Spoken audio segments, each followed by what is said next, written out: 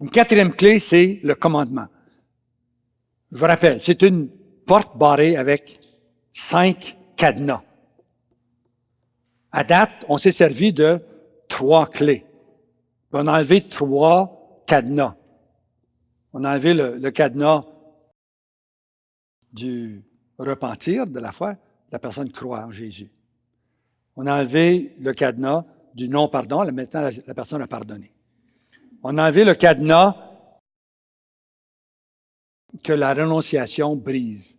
La personne, en renonçant, enlève ce cadenas pour permettre à Dieu de changer les choses dans sa vie.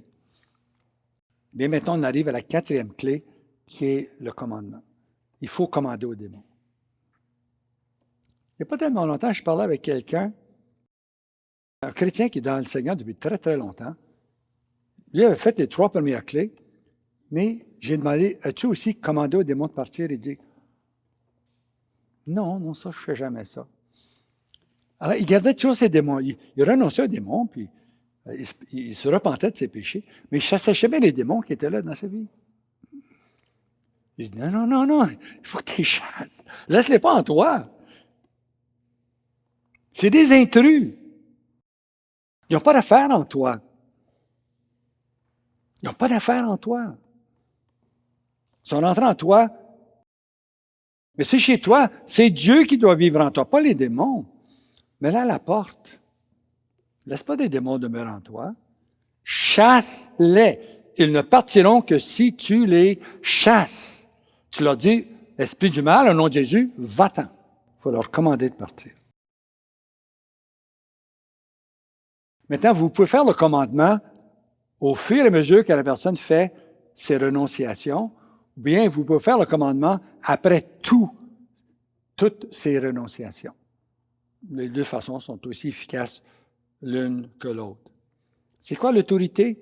L'autorité, c'est le pouvoir d'agir au nom d'un autre. C'est exercer le pouvoir qui appartient à un autre. Nous, on a l'autorité de Jésus. On agit au nom de Jésus, avec son autorité, avec son pouvoir. C'est parce qu'il a reçu cette autorité et Jésus nous a donné son autorité pour s'en servir. En mon nom, dit-il, mes disciples chasseront les démons. Il envoyait ses disciples et il leur disait, chassez les démons. Il nous donnait l'autorité pour le faire. Jésus, après sa résurrection, a déclaré, tout pouvoir m'a été donné dans le ciel et sur la terre, puis il nous dit, allez, avec son autorité.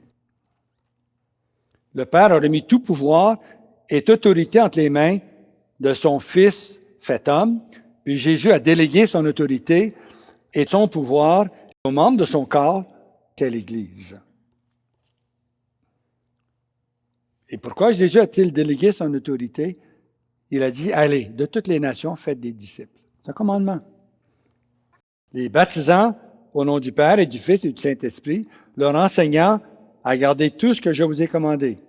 L'autorité sur les démons, ce qui nous concerne ici, est donnée aux disciples précisément pour instaurer le royaume de Dieu. Jésus a dit, c'est par le doigt de Dieu, l'Esprit Saint, que je chasse les démons. C'est donc que le royaume de Dieu est arrivé jusqu'à vous. L'autorité que j'exerce ne m'appartient pas. Elle appartient à celui qui me l'a donnée.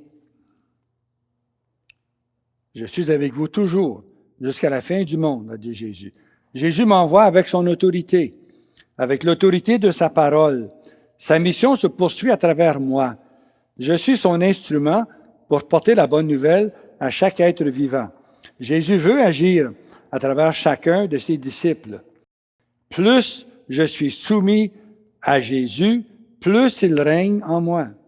Plus mon autorité, son autorité, augmente en moi. Je vis, mais non plus moi.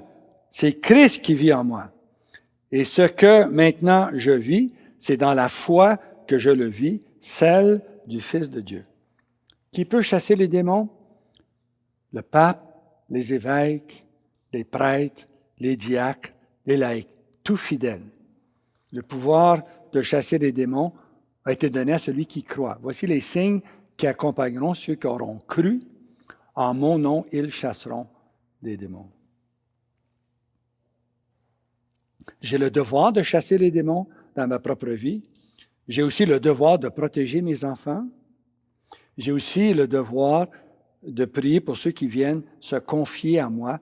Et c'est ce que nous, comme priants, on a la joie de faire, c'est de les aider à trouver la liberté par le nom de Jésus. Prendre autorité, c'est changer de royaume. Le commandement effectue ce changement-là. On arrache la personne à l'empire des ténèbres au nom du Père éternel, puis on transfère la personne dans le royaume de Dieu. L'invitation de la bonne nouvelle n'est pas seulement de tourner le dos au monde et au royaume des ténèbres, c'est aussi d'entrer dans notre héritage, le royaume de Dieu. Nous le faisons par la foi.